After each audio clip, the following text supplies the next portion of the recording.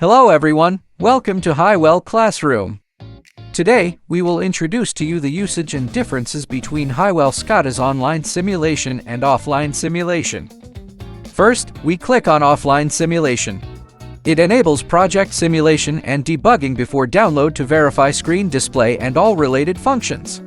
For this demo, clicking offline simulation opens the project window.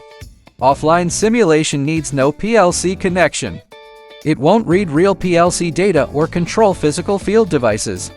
You can test button switching, data entry, and more on the screen.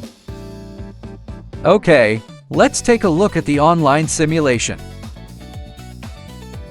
In the online simulation, it requires connecting your PC to PLC or field devices. Haiwell SCADA will communicate with real hardware. As shown in this demo, the PC has no link to physical device, so it shows device offline and cannot write values to the PLC.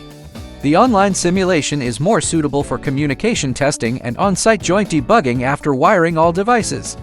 This is Haiwell SCADA online and offline simulation. Thanks for watching. Haiwell leading the new era of IoT.